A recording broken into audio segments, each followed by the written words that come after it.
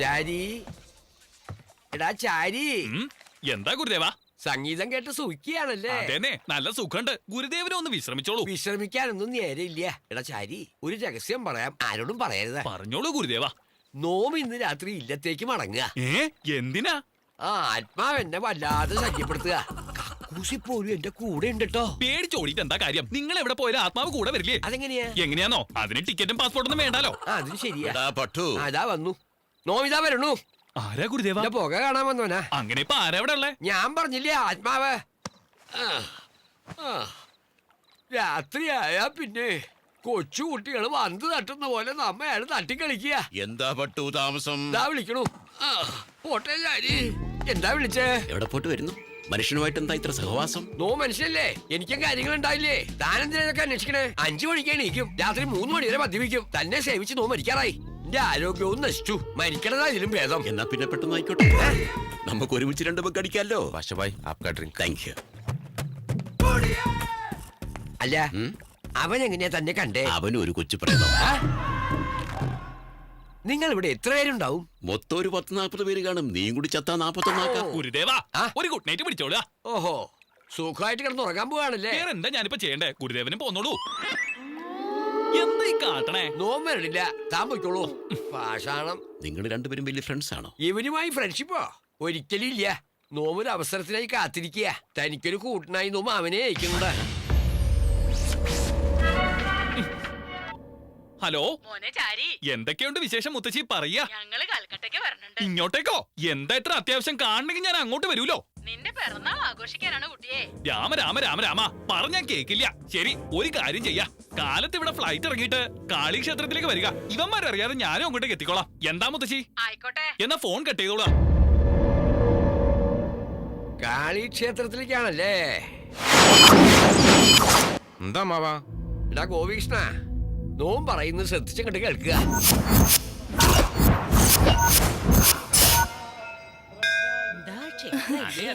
കണ്ടോ, അങ്ങോട്ടും നോക്കുക.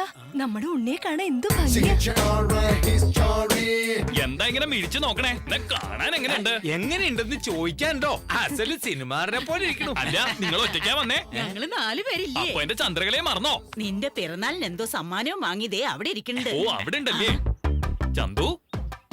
എല്ലാരും അവിടെ നിക്കുമ്പോ നീ എന്താ ഇവിടെ തനിച്ചിരിക്കണേ? നിക്കെന്തോ സമ്മാനം ഉണ്ടെന്ന് പറഞ്ഞു. എന്താ അത്? എന്താ ഇത്? ചുംബിക്കേ? ഒരു ബ്രാഹ്മണനോട് ഇങ്ങനെയൊക്കെ കാട്ടാൻ പാടുണ്ടോ? ചുംബനത്തിന് അങ്ങനൊന്നും ഇല്ല. ഇല്ലേ? തന്നോടുക. മൂടില്ല. അങ്ങോട്ട് വരിക. എന്നാ വരിക. അവനാ നിങ്ങളുടെ കഴിവ് മുഴുവൻ പ്രയോഗിക്കാം. തവിട് പൊടിയാക്കണവനെ. എന്റെ അമ്മാവൻ സന്തോഷത്താൽ തുള്ളിച്ചാടണം. വിജയിച്ചു വരിക. എന്തൊരു ഇരിപ്പാ ഇത്? ഇപ്പോഴിവിടെ അനങ്ങിയിട്ടില്ലേ? വരിക, പ്രദക്ഷിണം വെക്കാം. നിന്നെ കാത്തിരിക്കായിരുന്നു. നടക്ക.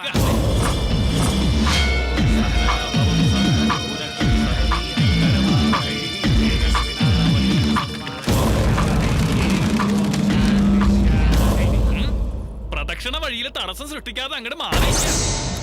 കത്തിയെടുത്തെന്തിനാ കാണിക്കണേ? കൊല്ലാനാ?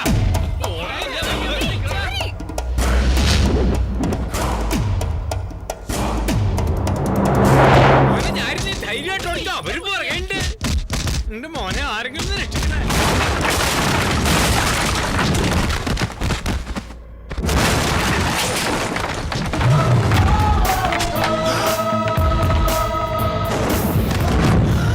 ഇവനവനാണോ?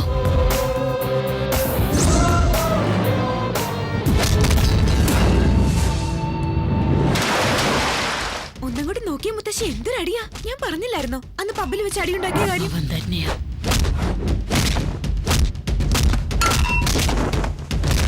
എന്താ ഇവന്റെ ഇടിക്കിത്ര ശക്തി? വല്ല മാംസാഹാരവും കഴിക്കണ്ടാവോ? ഉണ്ടാവൂ. ഇല്ലേ?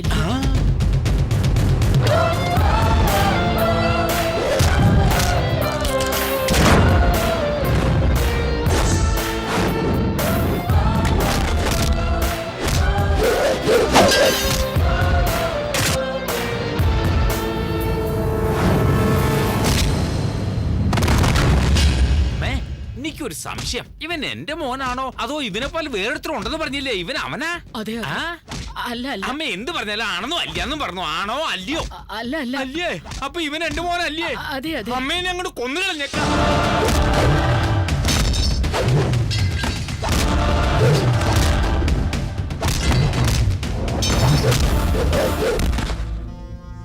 എടാ ഗോപികൃഷ്ണ, അവന്റെ പണി നിർത്തുവോ? ഇല്ല, നമ്മുടെ ആൾക്കാർ അവൻ എടുത്തിട്ട് കുമ്മി. അവനോ?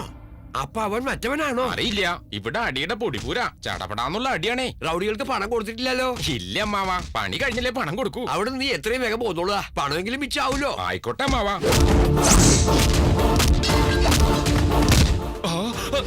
തടി നമ്മളതാ ബുദ്ധി.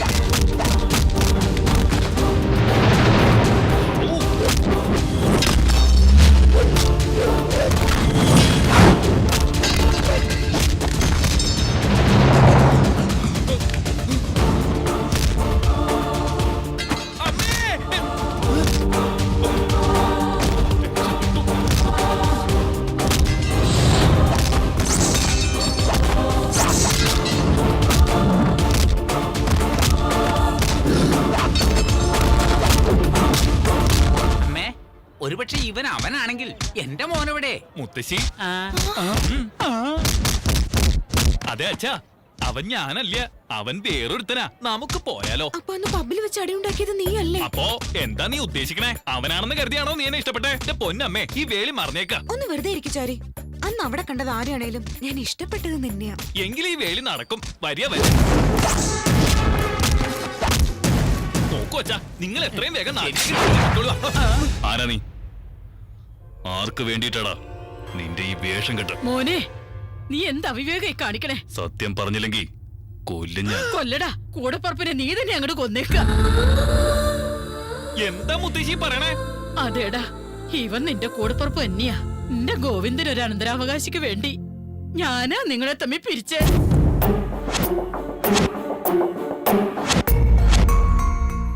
നിങ്ങള് വേറെ പിരിഞ്ഞ അതേ ദിനത്തിൽ തന്നെ കാളി മാതാവ് നിങ്ങളെ വീണ്ടും ഒന്നിപ്പിച്ചു കുട്ടിയോളെ. അപ്പോ ഇവൻ എന്റെ മോനല്ലേ? അയ്യോ അച്ഛാ, ഞാൻ നിങ്ങളുടെ മകൻ തന്നെയാ. ഒന്ന് അടങ്ങ. അല്ലടോ, താൻ എങ്ങനെയാ അവരുടെ കയ്യിലാകപ്പെട്ടെ?